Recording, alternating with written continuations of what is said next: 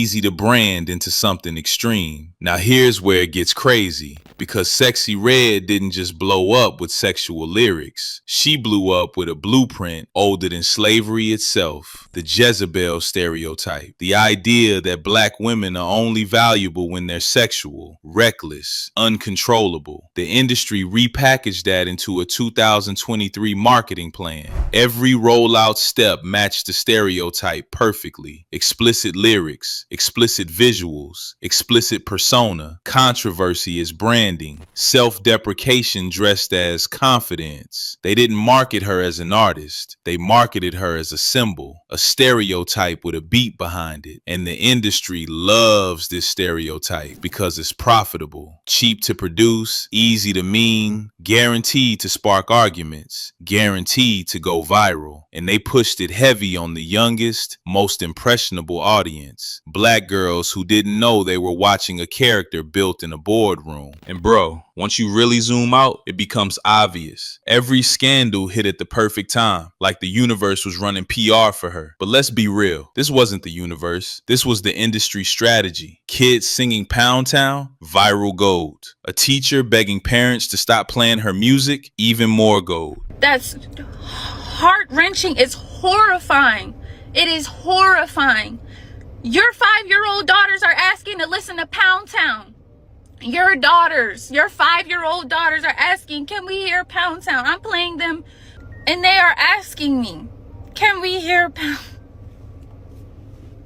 And I'm so scared for these little girls today because this is the most insane agenda push I have ever seen in my life. We do freeze dance. You guys' daughters are twerking at 5. Where's the parenting? Where's the boundaries? Where's the help? Y'all are not helping your kids. You're hurting them. You guys are hurting them. You guys are exposing your kids to this raunchy secular music. Why is you guys' 5-year-old daughters singing Pound Town? Why?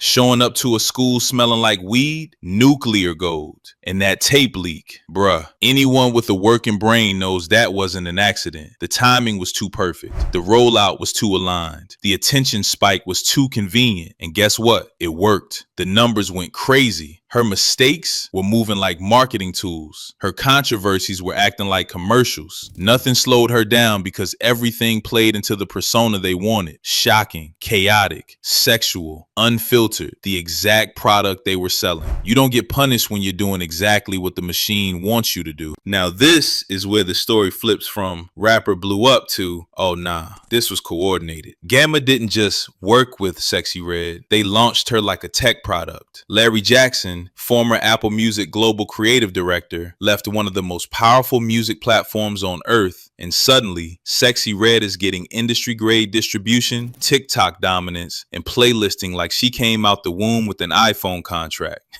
Hold up. Wait a minute. Something ain't right. Bruh, Apple-level connections don't just sprinkle themselves over new artists because they're funny and ratchet. This man had access to the top editors, algorithm specialists, label executives, TikTok partnership teams. So when Gamma took over her distribution, everything escalated instantly. And remember, Gamma wasn't some broke startup. They dropped out the sky with $1 billion ready to shape black culture. $1 billion to influence culture? Complicated, so pay attention. Yeah, okay. Now I'm paying attention. When you see a machine like Gamma behind somebody, it ain't an accident. It's a project, a case study, a cultural investment with an expected return. And here's the part everybody conveniently skips over. That $1 billion Gamma bragged about? Yeah, that didn't come from the culture. The main investor was Todd Boehly, a white billionaire who owns the LA Dodgers and Chelsea Football Club. So now pause. A white billionaire worth almost $9 billion funding a company meant to shape black culture through artists like Sexyy Red. And y'all don't see the game? This man don't know nothing about the environments that created hip hop. He don't know the women, he don't know the struggle, he don't know the trauma, he don't know the stereotypes that ruin lives.